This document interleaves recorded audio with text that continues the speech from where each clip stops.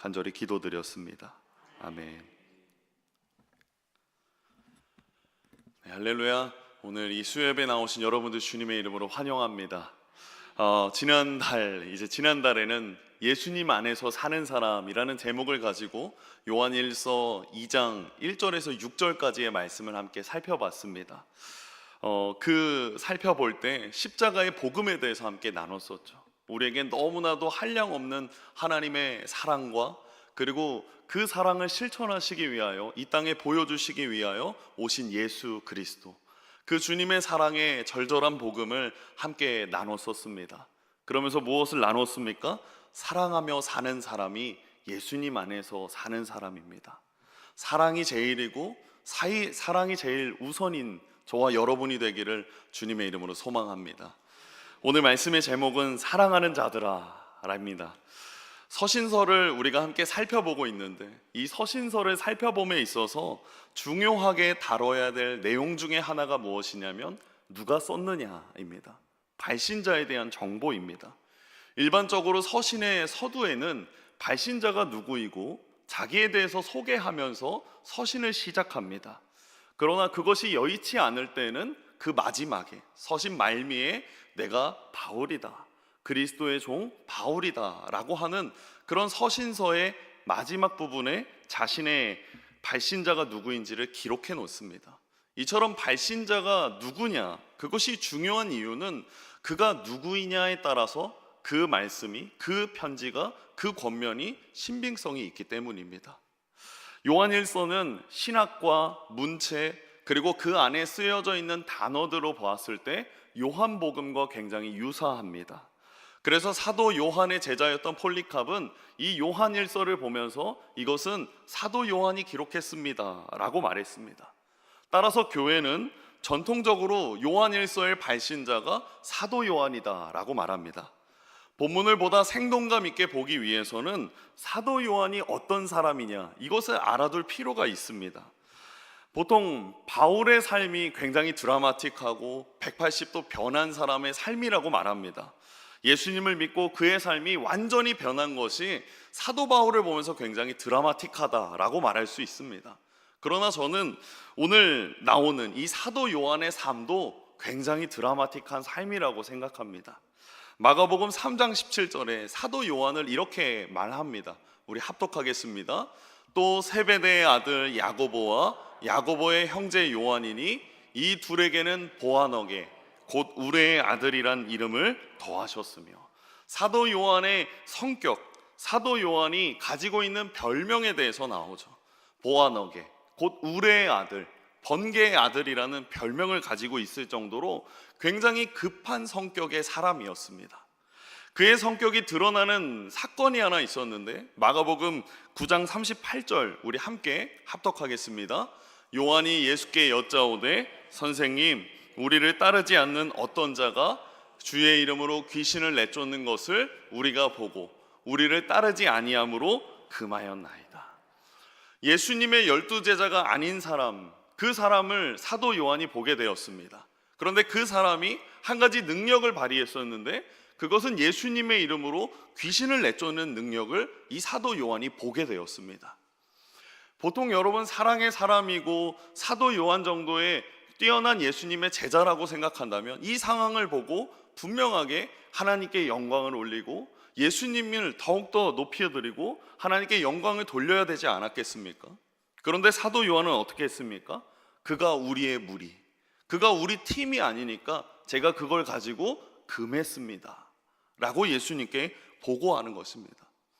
이처럼 사도 요한은 사랑과 거리가 먼 사람이었습니다. 하나 되려고 애쓰지 않았습니다. 그랬던 사도 요한이 마침내 주님으로 말미암아 사랑의 사도로 변화되었습니다.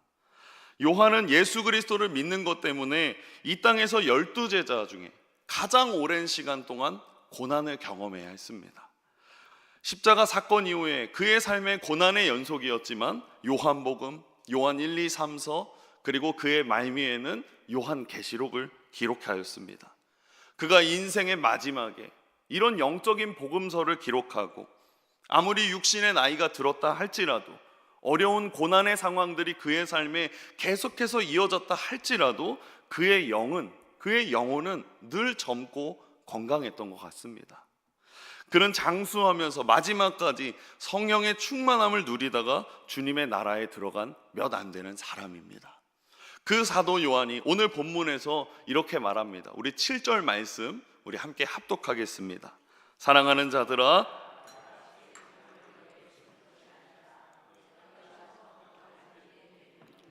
이 옛 계명은 너희가 들은 바 말씀이거니와. 요한일서에는 다음과 같은 수신자를 향한 표현들이 다양하게 들어가 있습니다. 사랑하는 자들아, 나의 자녀들아, 아이들아, 형제들아, 청년들아. 이 중에 오늘 본문은 수신자들을 어떻게 부르고 있습니까? 사랑하는 자들아, 사랑하는 자들아. 이처럼 애정어린 그 표현을 쓰면서 그가 가장 먼저 전했던 내용은 서로 사랑하라 라는 계명에 대한 변증이고 이야기입니다. 그는 이 권면이 전에 없던 새로운 계명이 아니다 라고 말하면서 그 사실을 분명히 전하고 있습니다. 특별히 사도 요한이 옛 계명이다 라고 쓴 이 단어에 제대로 된 레위기 말씀이 있습니다. 레위기 19장 18절 말씀의 내용을 이 옛 계명에 해당되는데 이렇게 말합니다. 원수를 갚지 말며 동포를 원망하지 말며 내 이웃 사랑하기를 내 자신과 같이 사랑하라. 나는 여호와니라. 그가 전한 서로 사랑하라 라는 계명은 새로운 개념의 말씀이 아니라 구약의 말씀과 같은 맥락을 유지하고 이루고 있음을 알려주고 있습니다. 그러면 다시 오늘 본문으로 돌아와서 8절 말씀을 우리 합독하겠습니다. 다시 내가 너희에게 새 계명을 쓰노니 그에게와 너희에게도 참된 것이라. 이는 어둠이 지나가고 참빛이 벌써 비침이니라. 여기서 이 다시라고 되어 있는 이 팔린이라는 단어는 이전에 언급한 내용을 반복해서 다른 관점에서 그 의미에 대해 설명하고 강조할 때 사용되는 단어입니다. 8절에서 요한은 어떻게 기록하고 있습니까? 다시 새 계명을 쓴다라고 기록합니다. 그런데 이것을 어떻게 생각하면 쉽게 이해할 수 있을까? 제가 고민하다가 예수님을 떠올리면 우리는 쉽게 생각할 수 있지 않을까? 또한 주석에도 예수님에 대한 설명을 하면서 이 부분을 강조했습니다. 예수님이 보여주신 계명은 구약에서의 계명과 다른 맥락이 아니었습니다. 그러나 예수님은 구약에 드러난 율법의 참뜻을 실천하셨고 보여주셨습니다. 그리고 설명해 주셨을 뿐만이 아니라 십자가에 자기 자신을 보여주고 그리고 그 십자가의 절절한 사랑과 십자가에 담겨져 있는 하나님의 뜻을 직접 보여주셨습니다. 즉 예수님이 오시고 구약에서 주신 하나님의 말씀들이 예수님으로 말미암아 완성되었다라는 거죠. 이는 당시의 그리스도인의 입장에서 새로운 계명으로 받아들일 만큼 그들은 하나님의 말씀을 잊으면서 살고 있었다라는 것입니다. 8절 후반부이자 파란색 부분을 우리 다시 한번 우리 합독하겠습니다. 이는 어둠이 지나가고 참빛이 벌써 비침이니라. 여기서 이 어둠이란 구약의 율법들, 구약의 계명들은 알았지만 정확히 이것이 무엇인지, 메시아는 어떤 분이신지 아무것도 몰랐던 그 어둠의 시대를 의미하는 것입니다. 즉 이 어둠의 시대는 지나가고 예수 그리스도의 십자가에 힘입어서 참된 사랑의 빛이 우리에게 비춰지고 있음을 사도 요한은 비유적으로 표현하고 있는 것입니다. 사도 요한은 이제 그 빛이 우리 가운데 거하고 그 빛으로 말미암아 우리는 참 빛을 얻었음을 깨닫고 그리고 이제 전하고 있는 부분입니다. 그래서 9절 말씀 우리 같이 함께 합독하겠습니다. 빛 가운데 있다 하면서 그 형제를 미워하는 자는 지금까지 어둠에 있는 자요. 사도 요한은 빛과 어둠을 대조적으로 사용하면서 읽는 이로 하여금 수신자들로 하여금 자신의 상태를 점검하게 하였습니다. 빛은 예수님께서 자신에 대해서 설명하실 때 사용한 단어입니다. 요한복음 8장 12절에 예수님이 이렇게 말씀하십니다. 예수님께서 또 말씀하여 이르시되 나는 세상의 빛이니 나를 따르는 자는 어둠에 다니지 아니하고 생명의 빛을 얻으리라. 여러분, 빛과 어둠, 이 개념을 어떻게 정의하느냐가 우리에게 너무나 중요합니다. 그래서 존 웨슬리 목사님, 우리 감리교 창시자인 존 웨슬리 목사님이 이 부분에 대해서 이렇게 말했습니다. 구원받기 전에 우리는 어둠과 같았으나 이제 구원을 받은 우리는 빛의 자녀다. 곧 예수님의 십자가 사건이 있기 전에는 우리는 어둠 속에 있었으나 십자가 사건이 있은 후에는 우리는 이제 빛의 자녀가 되었다라는 것입니다. 그렇습니다. 우리가 주님을 알고 난 후에 주님의 삶이 곧 내 삶이 되고 우리가 예수님을 믿고 난 이후에 우리는 더 이상 어둠에 머물지 않고 참빛을, 생명의 빛을 소유한 자들인 줄 믿습니다. 예수님께서 친히 우리를 위해 피 흘려 죽으심으로 우리를 어둠에서 빛 가운데로 인도해 주셨다라는 것입니다. 다시 한번 9절 말씀 우리 함께 합독하겠습니다. 9절입니다. 빛 가운데 있다 하면서 그 형제를 미워하는 자는 지금까지 어둠에 있는 자요. 여기서 빛 가운데 있었다, 빛 가운데 있다 라고 하는 말은 내가 예수님과 사귀고 있다. 사도 요한이 1장부터 계속 이야기하는 예수님과 사귐의 단계, 예수님과 친밀한 단계, 예수님과 인격적인 관계, 예수님과 사랑의 관계 속에 있어야 된다라는 것을 의미합니다. 예수님은 빛이시고 그리고 나는 그 빛 가운데로 나왔다라는 말씀입니다. 이 빛의 특징 중에 하나가 무엇입니까?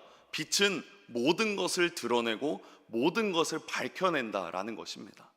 예수님 안에서 나의 모든 것이 드러나는 것입니다.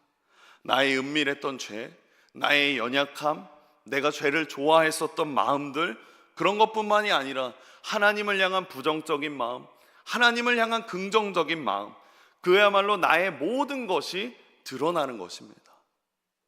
예수님과 사귀고 예수님과 깊은 사랑의 관계를 맺은 사람들에게 반드시 드러나는 증거는 오늘 사도 요한이 말하는 형제를, 자매를 사랑하는 거라고 말합니다. 10절 말씀 우리 합독하겠습니다. 그의 형제를 사랑하는 자는,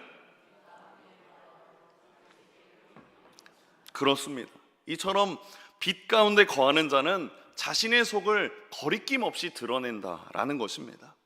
하지만 빛 가운데 있다, 빛 가운데 거한다 라는 말만 해놓고 실제적으로 삶이 그러지 못한 그리스도인들이 너무나 많습니다. 신약에 그 대표적인 이야기가 나오는데 유오디아와 순두개의 이야기죠. 빌립보서 4장 2절에 바울이 그들을 보며 이렇게 말합니다. 내가 유오디아를 권하고 순두개를 권하노니 주 안에서 같은 마음을 품으라. 유오디아와 순두개, 이 두 사람은 어떤 사람이었습니까? 빌립보 교회에서 충성스러운 일꾼이었고 굉장한 지도자들이었습니다. 그러나 두 사람의 단점이 무엇입니까? 마음이 하나 되지 않았다라는 거죠. 그들은 늘 갈등 관계 속에 있었습니다. 그들은 교회 안에 많은 일들을 감당했지만 동시에 갈등과 분열의 중심에 있었다라는 것입니다. 왜 교회 안에서 미움이 일어나고, 왜 교회 안에서 시기가 일어나고, 왜 교회 안에서 분열, 그런 문제들이 일어납니까? 그들의 가장 큰 문제는 사랑이 제일이라고 믿지 않기 때문입니다. 우리는 무슨 일을 할 때 옳고 그름에 대한 문제를 따집니다. 물론 옳고 그름의 문제가 잘못된 거다라고 말할 수는 없습니다. 그러나 그리스도인이 가장 중요하게 생각해야 되는 것은 사랑으로 하나 되는가입니다. 사랑이 제일 먼저이십니까? 우리는 항상 옳고 그름에 대한 자신의 판단이 옳다라고 착각합니다. 그러나 우리의 판단은 정확하지 않습니다. 처음에 옳다라고 생각하면서 일을 진행하지만 그 끝에 잘못되는 일들도 많지 않습니까? 그럼에도 사람들은 자신의 한계를 인정하지 않습니다.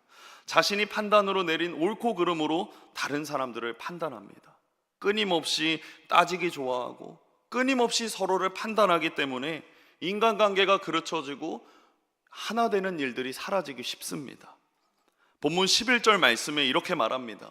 그의 형제를 미워하는 자는 어둠에 있고 또 어둠에 행하며 갈 곳을 알지 못하나니 이는 그 어둠이 그의 눈을 멀게 하였습니다. 교회를 다니면서 말씀을 알게 되면서 교회의 말씀에 대한 지식 때문에 옳고 그름에 분별해지는 능력이 강해집니다. 그래서 옳고 그름을 분별할 수 있는 어떤 성경적인 지식이 넘쳐나지만 그 사람에게 그리스도의 사랑이 없으면 무서운 사람이 됩니다. 예수님을 믿는 사람들이 말만 잘한다, 그 비판이 여기서 나오는 것 같습니다. 사도 요한은 이렇게 된 사람의 상태를 이렇게 말합니다. 11절 후반절에 빨간 부분을 보십시오. 이는 그 어둠이 그의 눈을 멀게 하였습니다. 그가 거하는 어둠이 그의 눈을 멀게 하였기 때문이라고 말합니다. 이것을 잘 보여주는 성경 속의 인물이 서기관과 바리새인들입니다. 그들은 율법에 대한 전문가들이었습니다. 율법 속에서 옳고 그름을 판단했고 죄를 지은 사람을 가차없이 정죄했습니다. 하지만 그들의 지식은 사람을 죽이는 무기가 되었습니다. 그들 안에는 판단만 있었을 뿐이지 가장 중요한 율법의 핵심인 사랑이 없었다라는 것입니다. 여러분, 우리 안에 어둠이 눈을 멀게 하지 못하도록, 어둠이 눈을 멀게 하지 못하도록 우리는 끊임없이 예수 그리스도의 빛을 공급해야 될 줄 믿습니다. 주님이 보여주신 그 사랑을 항상 기억해야 되고, 그 항상 기억할 때 우리는 말씀을 봐야 되고, 말씀을 봄으로 인하여서 우리는 기도해야 되며, 말씀과 기도가 우리 안에 바탕이 되었을 때 그 바탕으로 말미암아 사랑을 실천하는 자가 되어야 될 줄 믿습니다. 이러한 노력이 무엇입니까? 저는 영적 자기관리라고 생각합니다. 항상 자기를 잘 관리함으로써 언제든지 하나님이 쓰시기에 합당한 하나님의 사람들이 되시기를 바랍니다. 훌륭한 믿음의 사람으로 쓰임받는 길은 끊임없는 그리스도인의 영적 자기관리의 길에 들어가야 된다라는 것입니다. 말씀이 그것을 우리에게 도와줄 것이고, 기도가 우리를 더 단단하게 할 것이며, 실천할 때 우리는 말씀이 기도가 이루어지는 것을 보게 될 것입니다. 여러분, 구약에서도 이 부분이 등장합니다. 하나님의 성전 사역을 맡았던 제사장들에게 하나님은 가장 중요한 한 가지의 명령을 내리십니다. 그것은 번제를 위하여서 쓰여지는 불씨를 꺼뜨리지 말라는 말씀입니다. 우리 레위기 말씀 우리 함께 13절 읽어보겠습니다. 불은 끊임이 없이 제단 위에 피어 꺼지지 않게 하라. 여러분, 이건 제사장에게 주어진 하나님의 준엄한 명령이었습니다.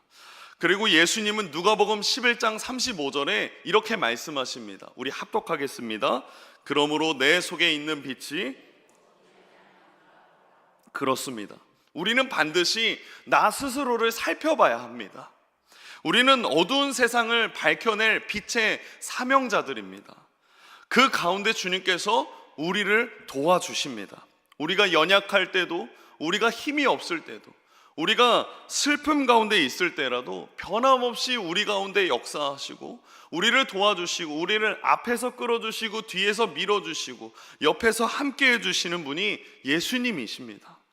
빛은 어두움이 있어야 그 진가를 발휘하게 됩니다. 대낮에 아무리 환한 불을 켜봐야 태양빛 때문에 아무런 소용이 없죠. 그러나 캄캄한 밤에는 작은 불빛이 그 주위를 환하게 비춥니다. 제가 초등학교 5학년일 때 저희 부모님은 맞벌이셨습니다. 그래서 저를 항상 외할머니와 외할아버지가 계시는 충청남도 공주의 시골로 보내셨죠. 그때 가장 제 동생과 좋아했던 것이 밤하늘의 별을 쳐다보는 거였습니다. 그 캄캄한 밤에 하늘을 바라보면 그 캄캄한 밤을 비춰주는 별빛들을 보게 되었기 때문입니다. 이처럼 우리들은 밤하늘에 비추는 별빛과 같이 어두운 밤에 더욱 반짝이는 예수 그리스도의 빛입니다. 주님이 우리를 빛으로 불러주셨고, 주님이 우리 안에 생명의 빛으로 다가오셨고, 그리고 그 빛은 우리로 하여금 세상에 전하는 빛의 사명자가 되도록 역사하셨습니다. 여러분, 오늘 우리가 사는 세상은 어떻습니까? 어두움으로 가득한 세상입니다. 윤리적으로도 도덕적으로도 하나님과의 관계로도 인간과의 관계로도 세상의 모든 세계가 어두움으로 신음하고 있습니다. 이 어두운 세상을 밝히고 이 어두운 세상을 구원하시기 위해서 예수님께서 빛으로 이 땅에 오셨습니다. 이 세상을 충분히 밝히실 그 불꽃으로 이 땅에 오신 예수 그리스도, 모든 어둠을 밝히시는 참 빛이신 주님께서 어둠에 방황하는 모든 이들을 구원하시어 자신의 생명의 빛으로 초대하셨습니다. 그리고 그 불꽃이자 이 빛이 우리 안에서 불타오르게 하십니다. 그러므로 우리는 우리 안에 가진 이 불꽃으로, 이 빛으로 빛을 전하는 빛의 사명자들이 되기를 주님의 이름으로 소망합니다. 사도 요한은 그런 의미에서 12절에 이렇게 권면합니다. 우리 함께 합독하겠습니다. 자녀들아, 내가 너희에게 쓰는 것은 너희 죄가 그의 이름으로 말미암아 사함을 받았으며. 여러분, 우리가 주님을 믿는 사람으로서 미운 사람이 생기고 다른 사람들의 단점들이 보일 때마다 우리는 십자가에서 죽으신 예수 그리스도를 바라보길 소망합니다. 왜 그렇습니까? 그 십자가를 바라볼 때 우리는 예수님으로 말미암아 우리의 죄를 다시 한번 보게 되고, 우리는 예수님으로 말미암아 죄인에서 의인으로 일컬음을 받았기 때문입니다. 오늘 사도 요한이 13절과 14절에 이러한 말을 계속해서 반복합니다. 내가 너희에게 쓰는 것은, 내가 너희에게 쓰는 것은, 또 14절에 보니까 또 내가 너희에게 쓴 것은, 내가 너희에게 쓴 것은, 이렇게 반복하는 이유는 사도 요한의 간절함이 있기 때문입니다. 왜 그렇습니까? 창세 때부터 하나님이 너희를 알았고, 죄사함을 너희가 받았고, 악한 자를 너희가 이겼고, 강하고 하나님의 말씀이 너희 안에 계심으로 인하여서 너희가 알았으니 이제는 사랑의 사람으로 변화되어야 되기 때문입니다. 이제는 내 안에 미움이 없어져야 되기 때문입니다. 그리고 예수님과 사랑 속에서 항상 예수님과 친밀한 관계를 거해야 됨을 사도 요한은 권면해주고, 간절하게 권면해주고 있는 것입니다. 제가 하루는 기독교 뉴스를 통해서 시편 37편이라는 제목의 뉴스를 보게 됐습니다. 그 뉴스에 들어가서 그 내용을 보니까 거기에는 강원도 춘천에서 조그만한 교회를 섬기시고 계신 목사님의 시편 37편에 대한 묵상이 적혀져 있었습니다. 그런데 그곳에 이런 말씀이 있었죠. 시편 37편 1절 말씀입니다. 우리 합독하겠습니다. 악을 행하는 자들 때문에 불평하지 말며 불의를 행하는 자들을 시기하지 말지어다. 이 목사님의 마음 안에는 굉장히 미운 교인도 있고 어려운 교인도 있고 같이 대화하기 힘든 여러 종류의 교인들이 있었습니다. 그런데 이 말씀을 묵상하면서 자기에게 큰 어떤 간증이 생기셨다고 합니다. 1절 말씀을 쭉 읽고 그리고 10절 말씀에 보니까 이런 말씀이 있습니다. 잠시 후에는 악인이 없어지리니 내가 그곳을 자세히 살필지라도 없으리로다. 어떻게 된 것입니까? 이 세상에 악한 사람이 다 없어질 것이다. 그 하나님의 약속을 이 10절에서 발견하게 되었습니다. 그런데 이 말씀이 이 목사님에게 실제로 이루어졌다고 합니다. 이 목사님이 이렇게 적었습니다. 어느 순간 주변을 아무리 자세히 살펴봐도 악인이 눈에 띄지 않았습니다. 그렇게 미운 교인도 많았지만 다 사라졌습니다. 그때가 어떤 때일까요? 실제로 교인들이 다 착해져서일까요? 그렇지 않습니다. 제 마음이 하나님의 사랑으로 충만해졌기 때문입니다. 그렇게 고백했습니다. 제가 이 글을 보면서 무릎을 탁 쳤습니다. 여러분, 우리가 진실로 예수님을 믿는다면 사랑의 사람이 될 수밖에 없습니다. 그러므로 사랑이 안 되고 용서가 안 된다면 우리는 반드시 우리의 믿음을 점검해야 합니다. 복음에 대한 지식은 있지만 사랑을 실천하지 않는 사람이 너무나 많습니다. 십자가의 복음을 그저 지식으로만 알고 있기 때문입니다. 믿음의 핵심은 예수님과 인격적인 관계입니다. 예수님과 사랑의 관계에서 시작됩니다. 우리 그리스도인과 그리고 예수님에 대한 관계를 성경에선 여러 가지로 표현합니다. 그 중에 제가 4가지를 가져와 봤는데요. 첫 번째는 예수님은 교회의 머리이시고 우리는 예수님의 손과 발이라고 표현합니다. 또 예수님은 신랑이시고 우리는 주님의 순결한 신부라고 말합니다. 또 예수님은 우리의 목자이시고 우리는 그의 어린 양이라고 말합니다. 예수님은 우리의 포도나무이시고 우리는 그의 젖붙이 된 가지라고 말합니다. 여러분, 우리가 잘 아는 비유적인 설명입니다. 하지만 여기서 예수님이 우선되지 않고 예수님이 우리의 주인이 되지 않는다면 어떻게 되는지 보십시오. 가장 먼저 머리가 없는 손과 발은 어떻게 됩니까? 시체이죠. 신랑이 없는 신부는 어떻게 됩니까? 부부로서의 의미가 없습니다. 목자가 없는 어린 양은 어떻게 됩니까? 늑대의 밥이 됩니다. 포도나무에 붙어 있지 않는 가지는 어떻게 됩니까?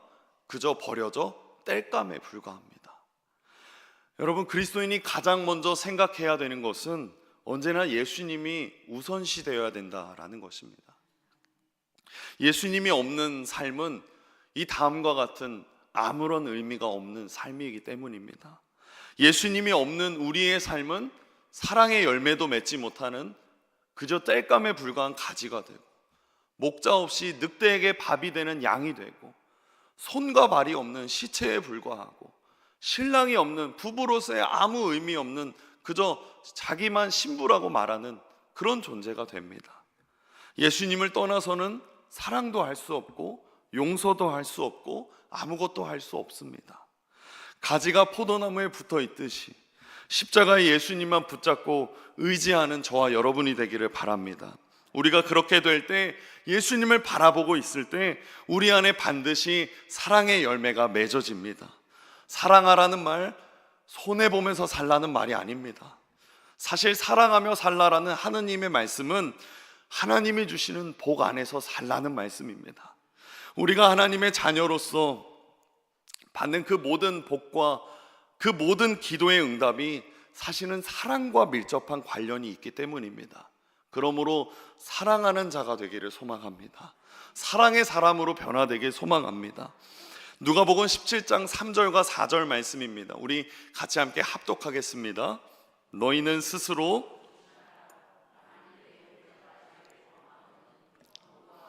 회개하거든 용서하라. 만일 하루에 7번이라도 내게 죄를 짓고 7번 내게 돌아와 내가 회개하노라 하거든 너는 용서하라 하시더라. 여러분 보십시오. 27장 3절에도 보니까 예수님은 어떻게 말씀하십니까? 경고하고 회개하거든 용서하라. 그리고 4절에 보니까 주님은 말씀하십니다. 내가 회개하노라 하거든 너는 용서하라 라고 말씀하십니다. 그리고 예수님은 하루에 7번이라도 용서하라는 그 주님의 말씀 속에 제자들이 이렇게 반응합니다. 5절 말씀에 보니까 사도들이 주께 여짜오되 우리에게 믿음을 더하소서. 제자들의 생각에 그렇게 7번 용서하고 70번 용서하고 그렇게 그 대상을 사랑하려면 더 큰 믿음이 필요하다라고 생각했기 때문입니다. 그러나 예수님께서는 겨자씨 한 알만큼의 믿음만 있더라도 기적이 일어날 수 있음을 그 다음에 말씀하십니다. 지금은 용서하기 위해서 더 큰 믿음이 필요한 것이 아니라 들은 말씀에 순종하는 것이 더 필요한 때임을 말씀해 주시고 있는 것입니다. 만약 여러분에게 기적을 행할 수 있는, 정말 산을 들어서 여기서 저기로 옮겨질 만한 그 믿음의 기적의 능력을 입으신다면 여러분은 어떻게 사용하시겠습니까? 그 믿음의 능력을 가지고 영혼을 구원하고 용서하고 원수를 사랑하는 데에 능력을 사용하시겠습니까? 아니면 원수의 머리 위에 벼락을 내리는 데 사용하시겠습니까? 믿음의 선배이자 기도의 대가였던 이엠 바운즈는 마지막 때의 교회에 대해서 이렇게 증거했습니다. 마지막 때의 참 교회의 증거는 참 사랑이 그 안에 있는가라는 것이었습니다. 주님께서 마지막 때를 말씀하시면서 기사와 능력이 있는 곳에 분명히 가짜도 있을 거다라고 말씀하셨습니다. 그러므로 마지막이 가까워질수록 우리는 능력과 기적보다는 사랑이 그 속에 있는가를 확인해야 합니다. 지하교회에 살았던 그 로마의 그리스도인들이 그렇게 사랑의 힘으로 모든 것을 견뎠습니다. 중국의 그 가정교회가 공산당의 박해에도 불구하고 부흥했었던 이유는 그리스도인들끼리 뜨겁게 사랑했기 때문입니다. 사랑하는 성도 여러분, 하나님께서 우리에게 지혜롭게 사랑할 수 있도록 분명히 도와주십니다. 도와주실 때 주님은 분명하게 일하시고 역사하십니다. 사랑의 하나님으로 역사하시고, 사랑을 나눌 수 있는 자로 역사하시고, 또 사랑을 베풀 수 있는 자로 성장하게 하십니다. 그러므로 도와주시는 하나님을 굳게 믿으시기를 소망합니다. 그러한 믿음을 가진 사람이 복 중에 복을 누리는 사람인 줄 믿습니다. 염려하고 근심하고 두려워하고 비판하고 그 모든 짐을 예수님께 맡기시기를 소망합니다. 그리고 우리는 예수님으로 말미암아 사랑의 능력을 소유할 줄 믿습니다. 에베소서 6장 23절에 바울은 이렇게 말합니다. 우리 함께 합독하겠습니다. 아버지 하나님과 주 예수 그리스도께로부터 평안과 믿음을 겸한 사랑이 형제들에게 있을지어다. 우리 그리스도인들에게는 믿음을 겸한 사랑이 있어야 될 줄 믿습니다. 그러니까 주님께서 하늘에서 내려주시는 그 모든 것에 믿음을 겸한 사랑이 있기를 소망합니다. 즉 이것은 무엇입니까? 내가 믿고 맡길 수 있는 사랑입니다. 여러분, 믿고 맡길 수 있는 사랑만큼 귀한 사랑은 어디에도 없습니다. 예를 들어서 사랑하는 사람과의 관계를 생각해 보십시오. 내가 어느 날 사람들이 나에 대해서 부정적인 말로 떠들고 나를 모함하고 나를 비판한다 할지라도, 내가 사랑하는 나의 배우자, 내가 사랑하는 내 가족이, 나는 사람들이 아무리 뭐라 해도 나는 당신을 믿습니다. 그 말 한마디가 얼마나 귀합니까? 그리고 그 사람이 나에게 내가 해결해 줄 테니까 나에게 맡기세요. 그러면 우리는 그 일이 해결되지 않더라도 얼마나 마음에 강한 믿음이 생깁니까? 얼마나 강한 사랑이 생깁니까? 여러분, 이것이 믿고 맡길 수 있는 사랑입니다. 이처럼 우리가 세상을 살면서 주님은 말씀하십니다. 나에게 맡겨라. 나에게 맡겨라. 이보다 더 큰 사랑이 어디 있겠습니까? 사도 요한도 이 사랑을 경험하고, 그리고 17절에 이렇게 말합니다. 우리 같이 함께 마지막 17절 우리 합독하겠습니다. 이 세상도 그 정욕도 지나가되 오직 하나님의 뜻을 행하는 자는 영원히 거하느니라. 육신의 정욕, 안목의 정욕, 이생의 자랑, 그것에 마음이 빼앗기지 않고 오직 하나님의 뜻을 행하는 사람이 되기를 소망합니다. 사도 요한이 성숙한 그리스도인이 되고 나서 어리고 쉽게 무너지는 그리스도인들을 보면서 이렇게 권면하는 것입니다. 그들이 좋아하는 세상의 정욕도 어느 순간 지나가고, 그렇지만 하나님의 뜻을 행하는 자, 하나님의 사랑을 전하는 자, 하나님의 사랑을 나누는 자는 영원히 하나님 안에서 거한다는 것입니다. 세상적으로 성공한 사람들의 가치관을 우리가 본받고 그들이 성공할 수 있었던 변화를 우리가 우리 교회 안에 가져온다면 교회는 분명히 달라질 수 있습니다. 그래서 교회가 변화되고 뭔가 일어나는 것 같은 그런 느낌을 받을 수도 있습니다. 예를 들어서 교회가 돈으로 성공한 사람의 가치관을 가져온다면 교회는 돈을 많이 벌 수도 있을 것입니다. 또한 명성을 많이 가진 사람이 그 사람의 가치관을 교회에서 가지고 온다면 교회는 명성을 많이 얻을 수도 있습니다. 아주 쉽게요. 그러나 교회가 변화되고 교회가 가져야 될 가치, 그 결과를 우리는 이미 알고 있지 않습니까? 모든 영광을 하나님께 올리는 저와 여러분이 되기를 소망합니다. 그리고 예수님으로부터 주어지는 성품, 예수님으로부터 부어지는 가치관, 그 마음의 태도는 그 모든 것에 있어서 사랑이 제일인 줄 믿습니다. 사랑의 사람으로 변화되길 소망합니다. 무슨 일을 하고 어떤 결과를 만들어낸다 할지라도 예수님 안에서 하나 되시고 예수님으로 말미암아 사랑의 사람이 되시는 저와 여러분이 되기를 주님의 이름으로 소망합니다. 그렇게 우리의 마음과 태도와 그리고 가치관이 다 변화되어질 때 이전의 나는 없어지고 예수님으로 말미암아 새로운 피조물이 되는 것입니다. 마치 종이가 재 타서 모든 것이 재가 되듯이 우리의 가지고 있었던 생각, 우리가 가지고 있었던 가치관, 우리가 살아가던 삶의 모든 태도가 예수님으로 말미암아 변화되는 줄 믿습니다. 사도 요한의 마지막을 생각해 보시길 바랍니다. 그는 누구보다도 급한 성격의 소유자였고 어느 것 하나도 하나 되려고 하지 않았습니다. 패를 갈랐고 자신이 제자라는 것에 대해서 우쭐하던 사람이었습니다. 그런데 그 사람이 예수님을 인격적으로 만나면서 변화되었습니다. 그는 이제 사랑으로 하나 되는 사람이었고, 사랑이 제일임을 말해주는 사람이었고, 사랑의 삶을 실천하는 사람이었습니다. 오늘 우리도 그와 같은 은혜를 받았습니다. 오늘 우리도 그와 같은 인격적인 예수님을 만날 수 있습니다. 그리고 우리는 동일하게 사랑의 역사를 나타낼 수 있는 그리스도인이 되었습니다. 변화를 두려워하지 않기를 소망합니다.